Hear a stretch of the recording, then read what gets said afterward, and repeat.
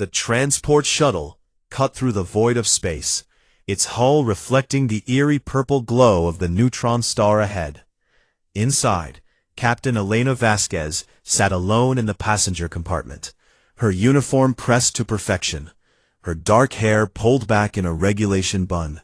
She stared out the viewport at the massive structure growing larger with each passing moment. The Nexus Station, heart of the Galactic Council's power. Elena had seen photographs, of course. Every human who studied galactic politics knew what the Nexus looked like.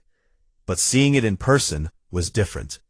The station was enormous, easily the size of Earth's moon, built from materials that shimmered and shifted colors in ways that human eyes struggled to process. Thousands of ships orbited it, like insects around a lamp. Vessels from species she had never encountered, shapes that defied conventional engineering. Approaching Docking Bay 773, the shuttle's AI announced. Atmospheric pressure equalizing, temperature adjusting to human standard. Elena checked her tablet one final time, reviewing the message that had brought her here. The summons had arrived 3 weeks ago, delivered by a Krethar diplomatic courier who had refused to enter Earth's atmosphere, instead transmitting the document from orbit. The language had been formal, cold, and left no room for refusal. Humanity's presence was required before the Council, immediately. The shuttle settled onto the docking platform with barely a tremor. Elena stood, straightened her jacket, and picked up her small briefcase. Inside were documents, treaty copies, and a personal communicator linked directly to Earth's unified government. She had spent the entire 3-week journey preparing, studying Council procedures, reviewing humanity's interactions with every known species. The airlock hissed open. Elena stepped through into a corridor that made her feel like an insect. The ceiling soared at least 50 feet above her head. The walls were smooth and featureless, glowing with soft amber light that seemed to come from everywhere and nowhere. The air smelled strange, not unpleasant, but alien, like metal and ozone and something else she couldn't identify. A figure waited for her. It stood roughly 8 feet tall, with 4 arms and skin that looked like polished stone. Its head was angular, with 3 eyes arranged in a triangle pattern. This was a Gorath, one of the Council's primary enforcers. Captain Vasquez, it said, its voice emerging from a translator device on its chest. The sound was flat, emotionless. Follow. Elena followed. They walked through corridors that seemed designed to overwhelm. Every turning revealed something new. Transparent floors that looked down into vast chasms, walls covered in scripts from 100 different languages, chambers where beings of impossible shapes conducted business she couldn't begin to understand. She saw species she recognized from Earth's databases, the insectoid Vryn with their clicking mandibles, the crystalline luminate that pulsed with inner light, the flowing aquari that existed half in and half out of normal space. None of them looked at her.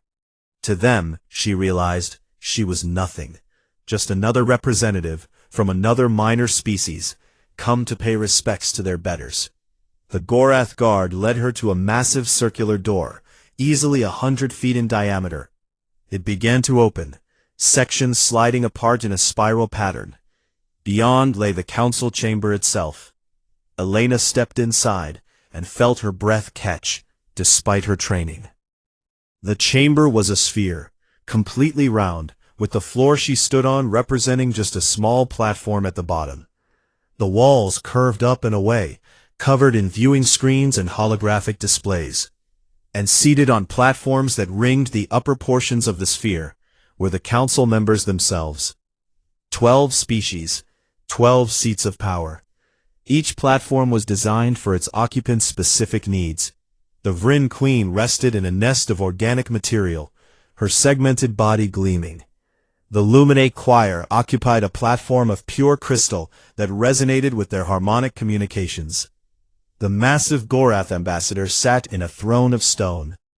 The Kree-Tar Arbiter, leader of the council, stood on a platform of flowing water that somehow held solid beneath his webbed feet. And Elena stood on the floor, far below them all, alone, in a circle of light. Captain Elena Vasquez, the Arbiter's voice boomed through the chamber, translated into English by systems she couldn't see. Representative of the species designated as humanity, you stand before the Galactic Council, convened in its 643rd session. Do you understand the significance of this assembly? Elena kept her voice steady. I do. Then you understand that the Council speaks with the authority of 10,000 years of galactic civilization. We maintain peace. We regulate commerce. We prevent the chaos that consumed the galaxy in the ages before our stewardship. I understand that as well. The Arbiter's three eyes focused on her. His skin, which had been a deep blue, shifted to purple, a sign of displeasure, according to her briefing materials. Then perhaps you can explain why your species has chosen to disregard our regulations with such flagrant disrespect. Elena said nothing. She had been coached by Earth's best diplomatic minds. Let them speak first. Let them reveal their position. The Arbiter gestured, and holographic displays activated around the chamber. Images appeared. Human ships, human colonies, human military installations. In the 50 Earth years since your species achieved faster-than-light travel, you have established colonies in 47 star systems. 23 of those systems fall within territories claimed by Council member species. You have built a military fleet of over 3,000 vessels, despite having no enemies that threaten your homeworld. You have refused to adopt Council-standardized FTL technology, instead developing your own proprietary systems. You have declined to submit your governmental structure for Council review and approval. The displays changed, showing more images. Human soldiers training, human factories producing weapons, human scientists working in laboratories. Most concerning, the Arbiter continued, is your species' aggressive expansion and refusal to acknowledge the natural order of galactic civilization. Younger species defer to the wisdom of their elders. They accept guidance. They recognize their place in the hierarchy that has maintained peace for millennia. From above, one of the Vrin representatives clicked its mandibles, the sound harsh and sharp. Its translator rendered the words, "Humans are children with guns, dangerous, unpredictable, unsuitable for independence." A luminate voice joined in, harmonizing in tones that made Elena's teeth ache. Their biology is primitive, chemical-based cognition, short lifespans, limited sensory range. They cannot perceive the higher dimensions of existence. The Arbiter raised a hand for silence. The Council has deliberated. We have reached a decision regarding the human problem. You will now hear our judgment. Elena stood perfectly still, her hands clasped behind her back. Around her, on screens she could barely see, she knew her image was being broadcast back to Earth, to Luna Station, to Mars Colony, to every human settlement among the stars. Billions of people were watching this moment. The Arbiter's voice filled the chamber. The Galactic Council hereby declares that humanity has failed to demonstrate the maturity and wisdom necessary for unsupervised participation in galactic affairs. Effective immediately, the following terms are non-negotiable. Elena took a slow breath and waited for the hammer to fall. The Arbiter's platform descended slightly, bringing him closer to Elena's level, though still elevated enough to maintain the visual hierarchy. His webbed hands spread wide, and the gesture activated new holographic displays that surrounded Elena in a complete circle. She turned slowly, taking in the images, star charts, fleet compositions, resource analyses. All human, all cataloged with disturbing precision. The Council's terms are as follows, the Arbiter announced. First, humanity will immediately decommission 80% of its military fleet. The vessels will be turned over to Council oversight for disassembly. Your species requires no more than defensive capabilities for your homeworld and primary colonies. Elena felt a muscle twitch in her jaw, but she kept her expression neutral. 80% of the fleet meant nearly 2,500 ships, including Earth's most advanced carriers and battle cruisers. It meant leaving humanity essentially defenseless. Second, the Arbiter continued. All human colonies established in contested or claimed territories will be evacuated within 2 standard cycles. The colonists will be relocated to systems designated by the Council as appropriate for human settlement. That meant abandoning nearly half of humanity's off-world population.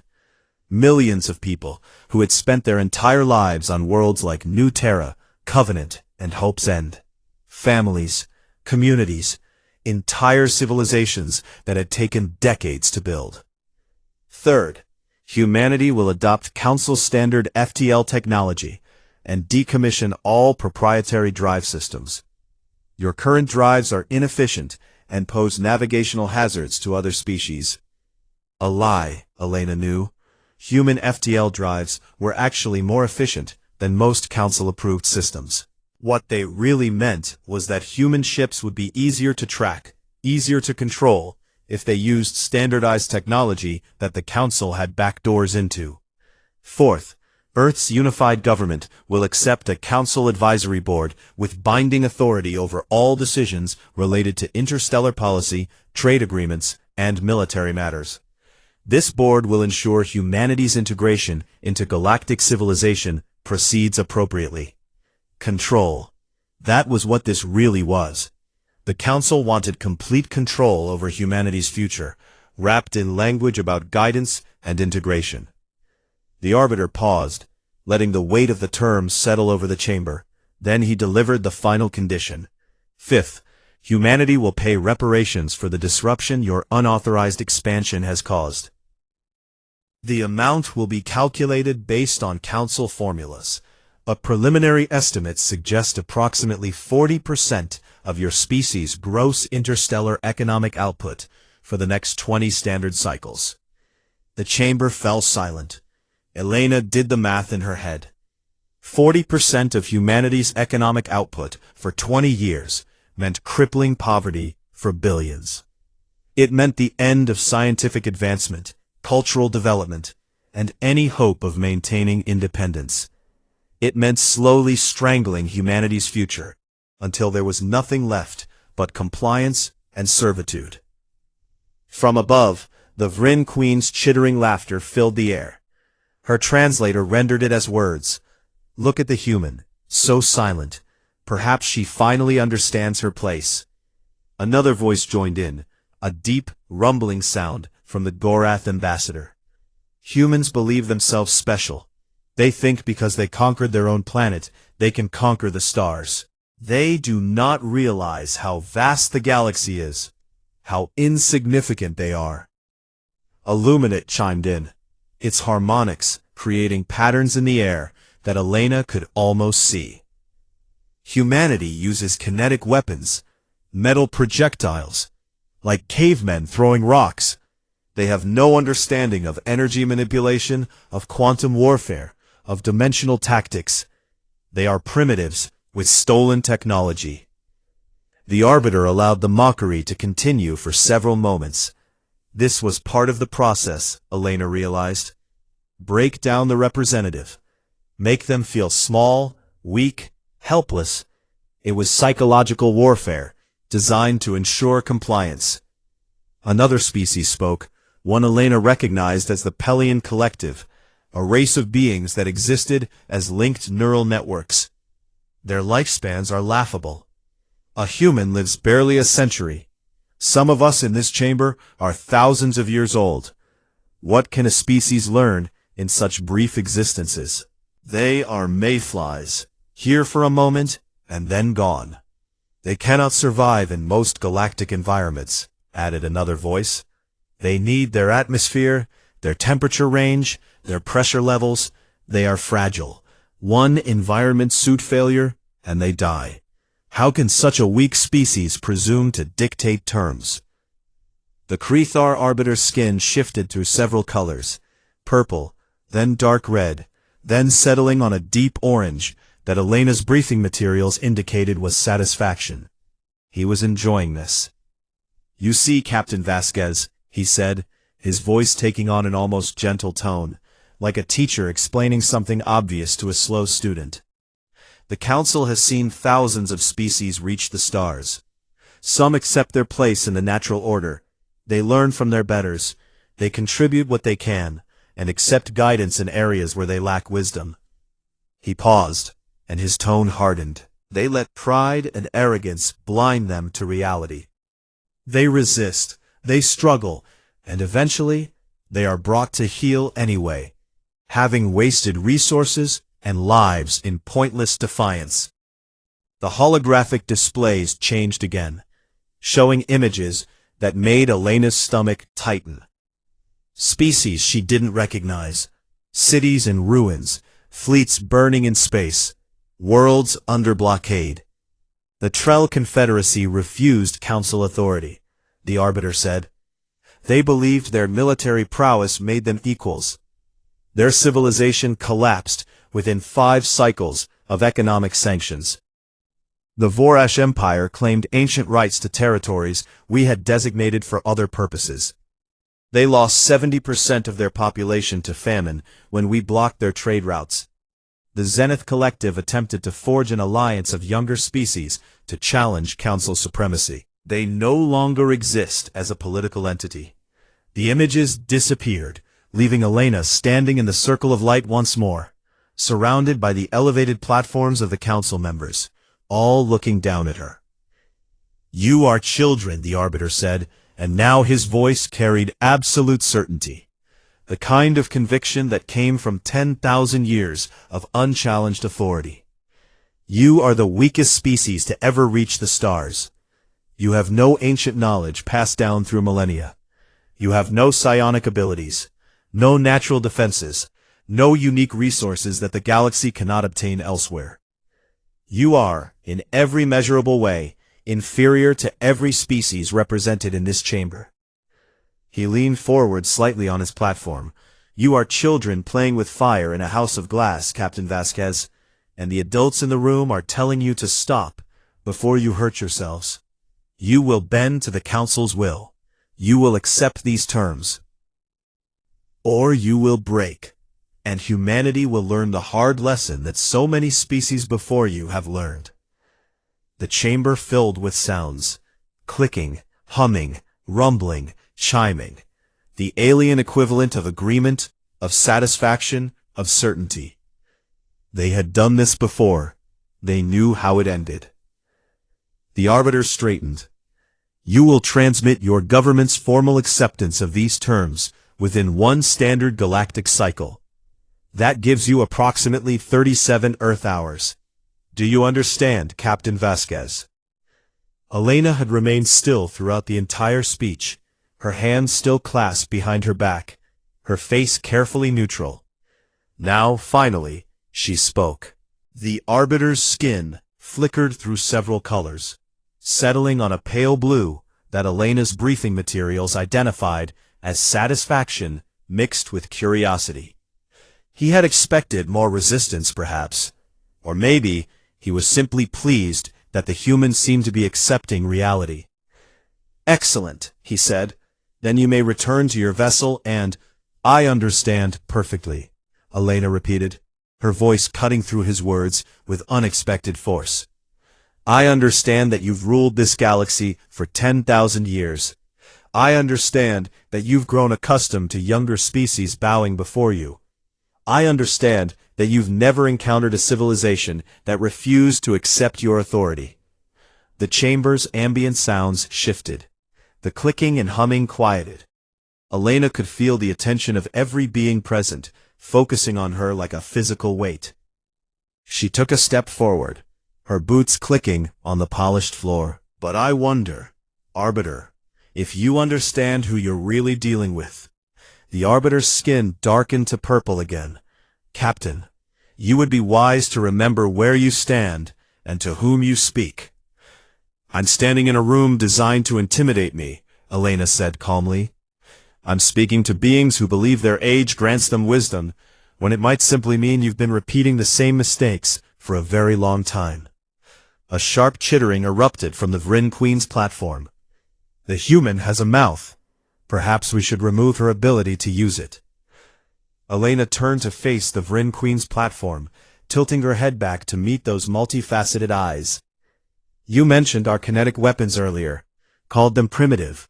That's interesting, because 3 months ago, the Vryn military tried to establish a listening post in the Kepler 442 system, one of our colonies. Do you know what happened? The Vryn Queen's mandibles clicked once, sharply. We asked you to leave, Elena continued. You refused. You said a single Vryn warship was more than a match for any human defense. So we sent 3 fighters, primitive human fighters with primitive kinetic weapons. Your warship lasted exactly 7 minutes before it retreated with catastrophic damage.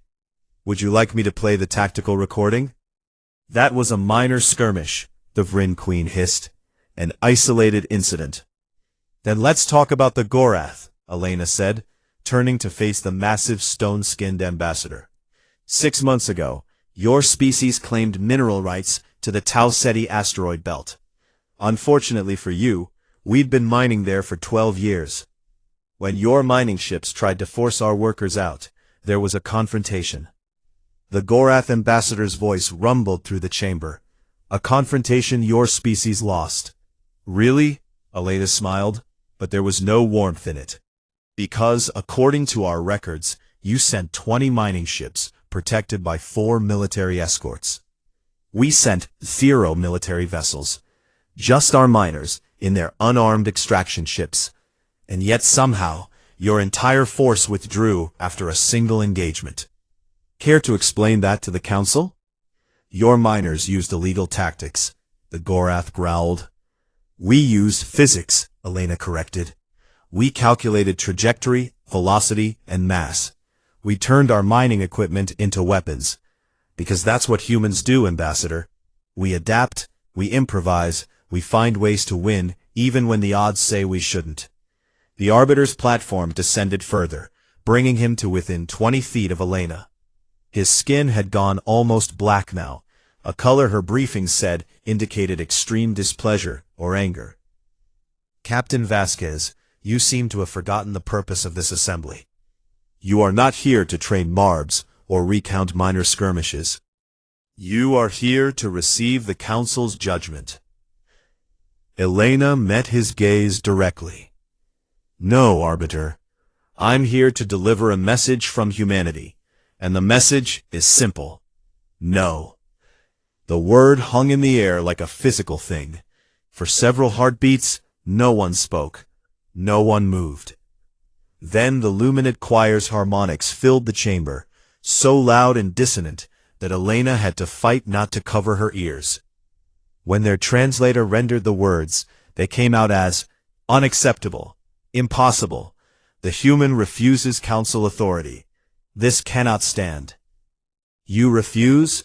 The Arbiter's voice was dangerously quiet now. You stand alone, representing a species barely 50 years old in the galactic community, and you refuse the judgment of the Council? That's exactly what I'm doing, Elena confirmed. She tapped her tablet, and her own holographic displays activated, overriding the Council's systems. Apparently, the IT specialists back on Earth had found ways to hack even supposedly secure Council technology. Images appeared around the chamber. Human ships, but not the ones the Council had shown earlier. These were different, newer, sleeker, and far more numerous than the 3,000 the Council had counted. While you've been cataloging our known fleet, Elena said, we've been building. Human industrial capacity is something you seem to have underestimated. We can construct a capital ship in the time it takes most Council species to design one. Those 3,000 ships you counted, that's just what we wanted you to see. More images, human scientists in laboratories, weapons testing, drive technology, that made council representatives lean forward in their seats. "You called our FTL drives inefficient," Elena continued. "What you didn't know is that they're modular. We've been reverse engineering every piece of council technology we could get our hands on. Buying it, stealing it, trading for it, finding it in wrecks. And then we've been making it better." She highlighted one particular image, a human ship equipped with what looked like luminate energy weapons. "We've combined your energy manipulation technology with our kinetic systems. The result is something none of your defensive shields are designed to counter." "Impossible," the Luminate Choir harmonized. "Our technology cannot be replicated by lesser species. The quantum calculations alone require computational power you assume we don't have," Elena interrupted.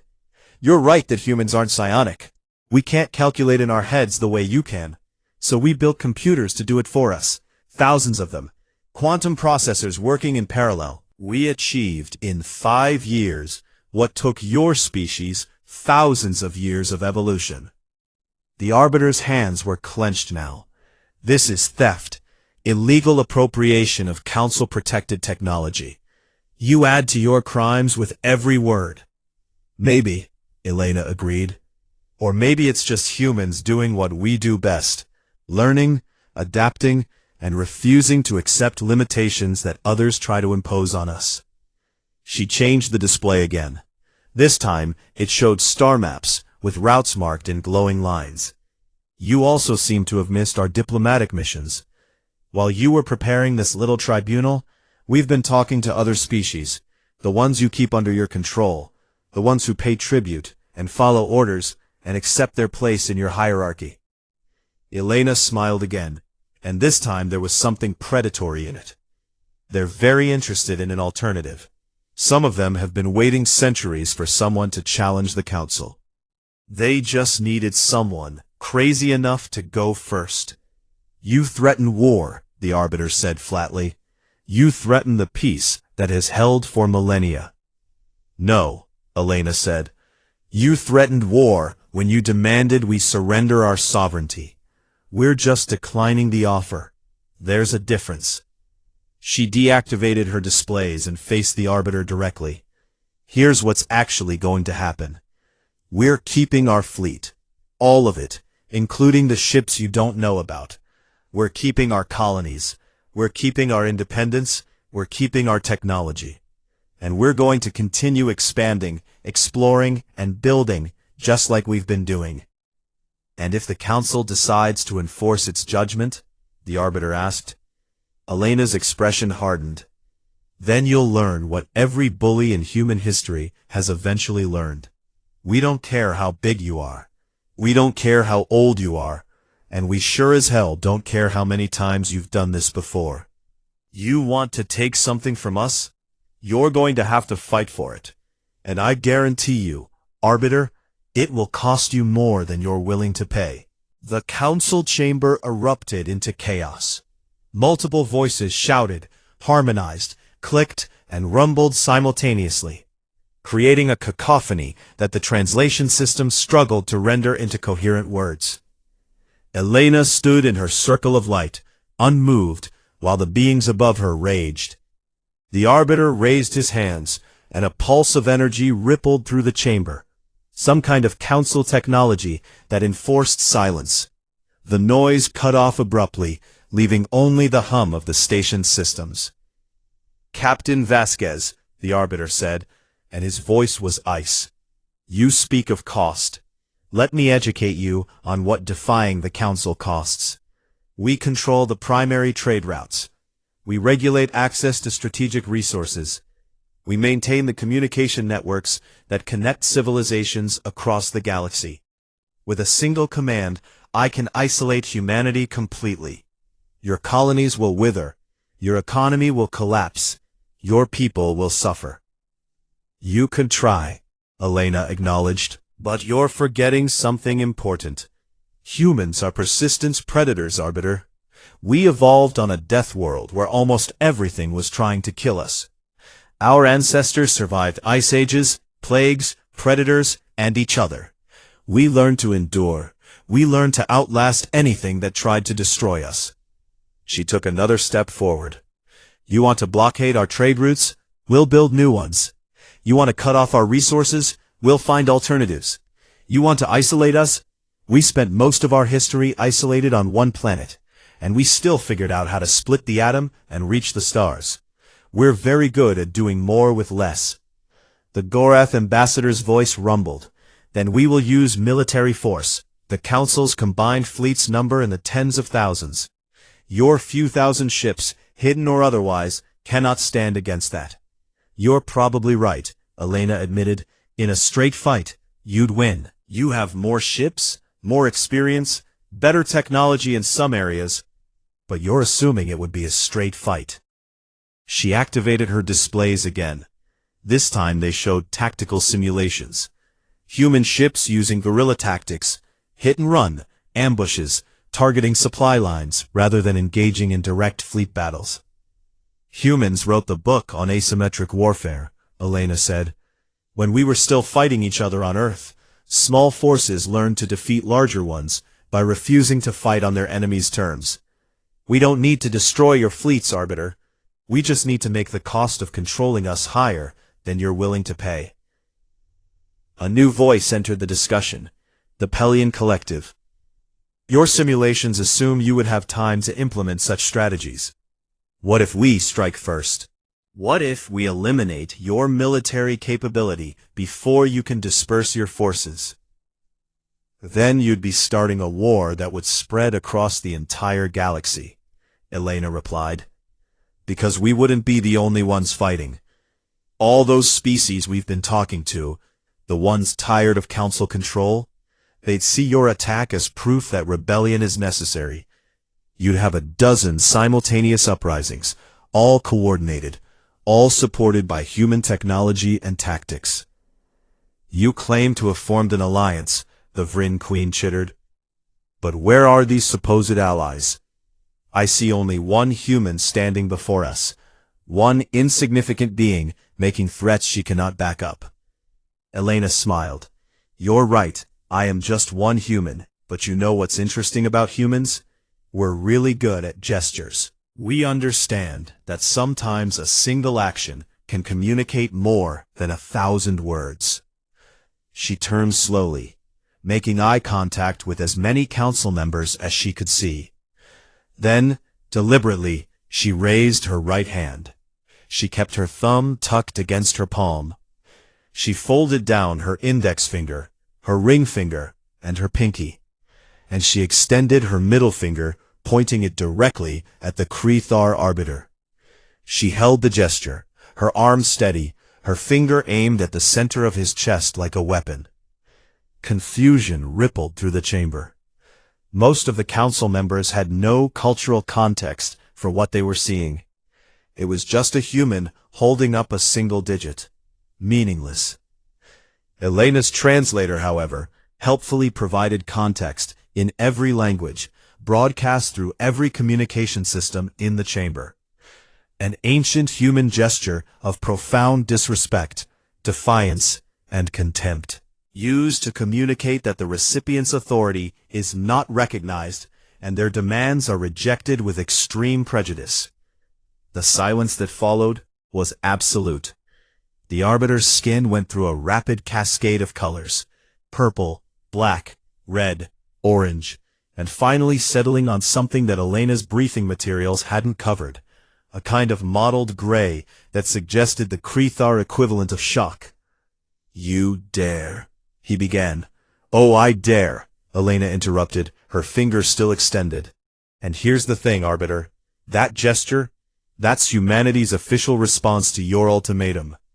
Every single term you presented, every demand you made, every threat you issued, humanity's collective answer is this one finger. We're telling you, in the most direct way possible, exactly what you can do with your judgment. She lowered her hand slowly, but her expression remained defiant. Now let me tell you what's really going to happen. Not what you want to happen, but what will actually occur if you push this forward.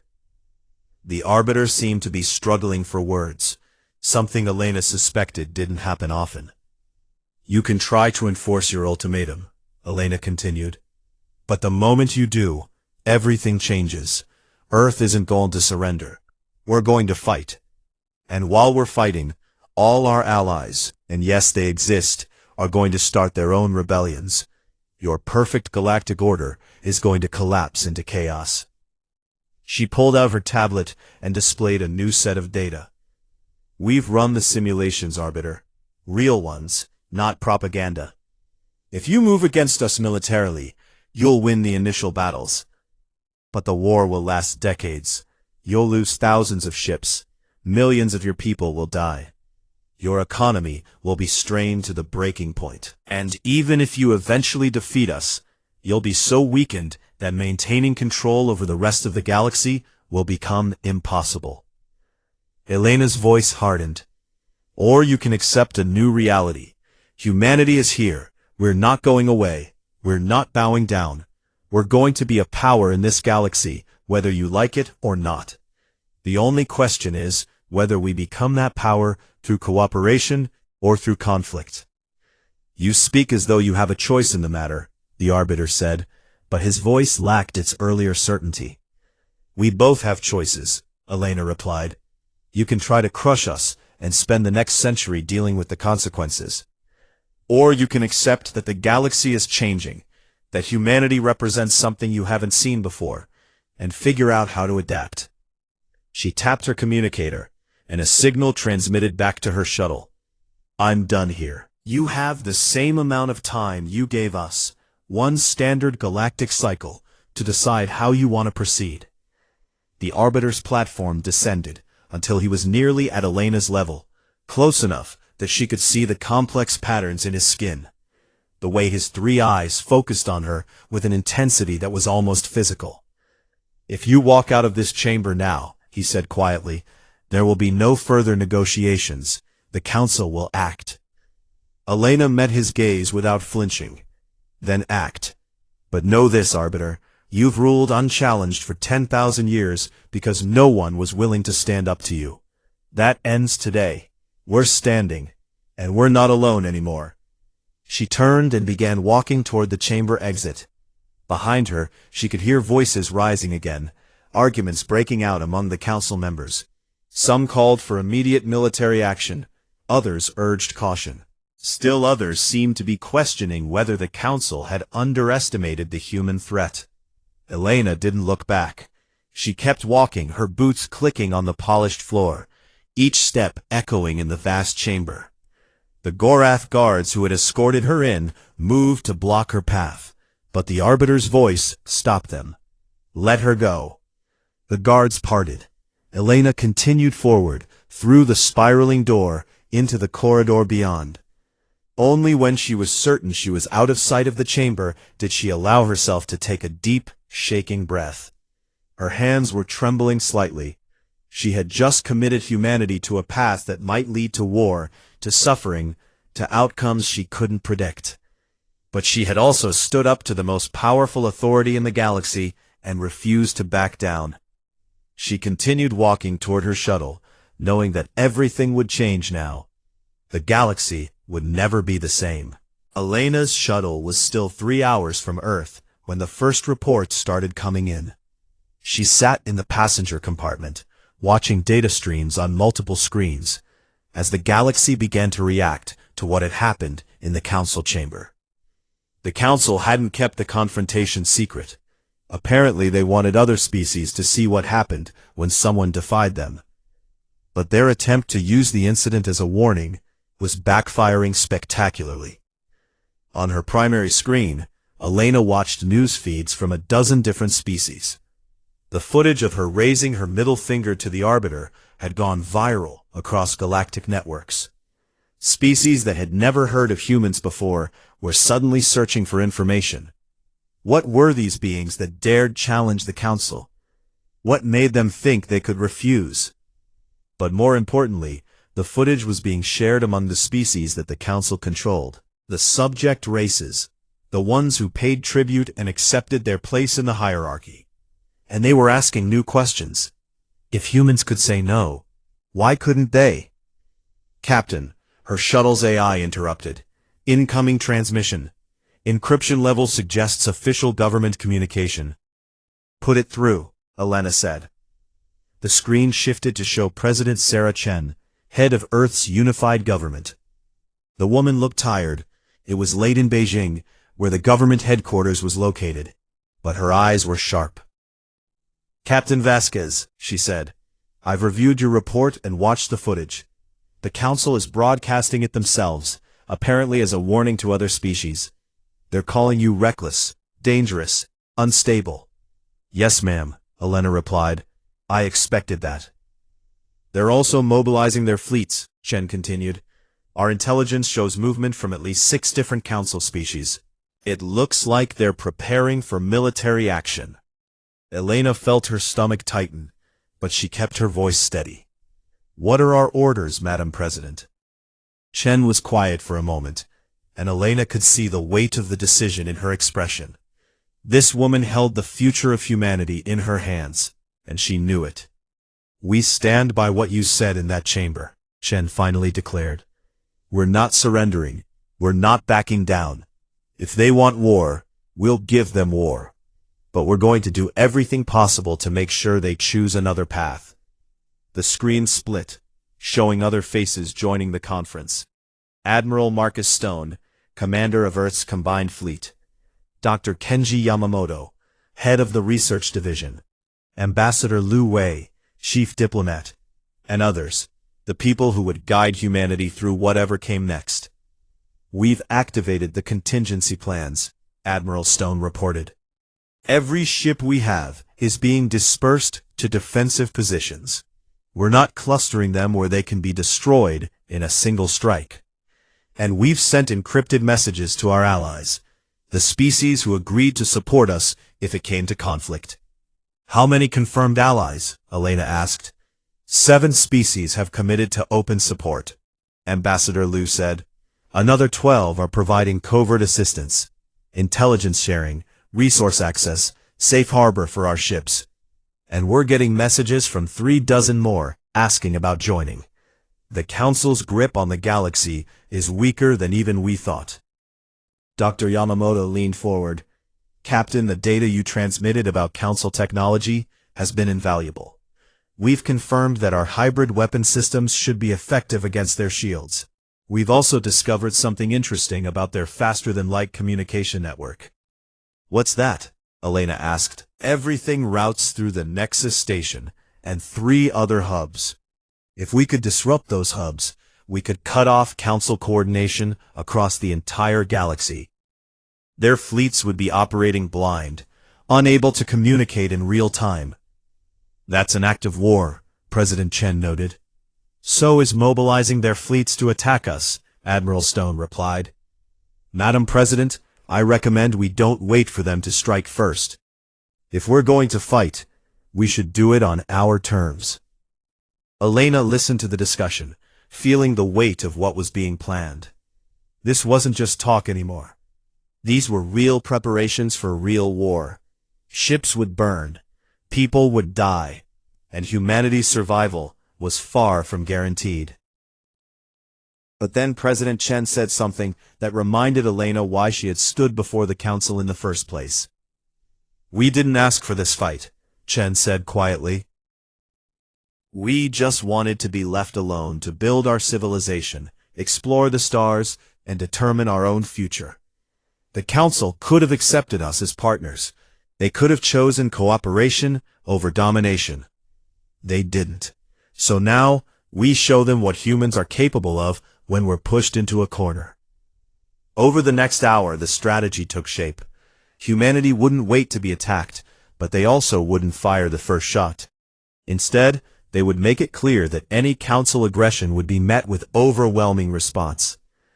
They would accelerate their alliance building. They would demonstrate their capabilities in ways that made the Council reconsider the cost of war. And they would broadcast it all. Every action, every capability, every new ally. Make the Council understand that humanity wasn't alone, wasn't weak, and wasn't going to surrender. There's one more thing, Admiral Stone said. The gesture you made in the Council chamber. Other species are adopting it as a symbol of defiance against Council authority. We're getting reports of protests on a dozen worlds, all featuring beings holding up a single digit. They're calling it the human finger, or just the bird. Elena couldn't help but smile at that. A simple gesture, something humans had been using for thousands of years to express defiance, was now becoming a galactic symbol of resistance. Let them use it, President Chen said. Symbols matter. They give people something to rally around. And right now, the galaxy needs to see that the Council isn't invincible. The conference continued for another hour, finalizing plans and assigning responsibilities.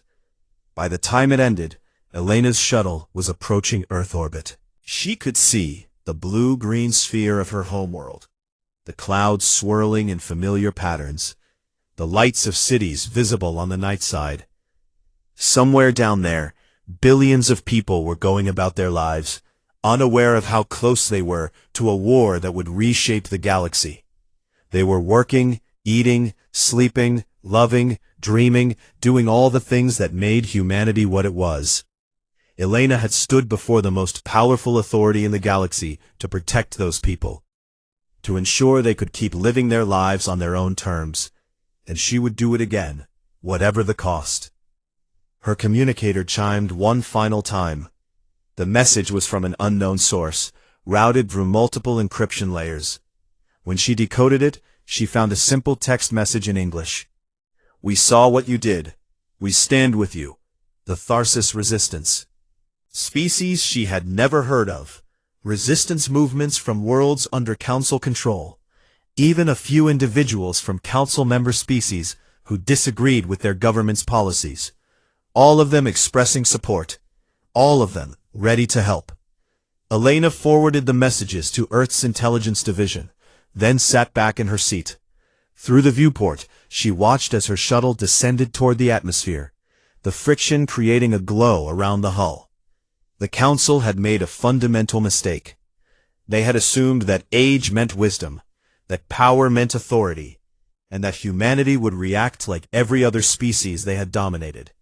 They hadn't understood what made humans different. Humans had spent their entire history being told what they couldn't do, told they couldn't fly, couldn't reach the moon, couldn't split the atom, couldn't create artificial intelligence, and every single time, they had proven the naysayers wrong.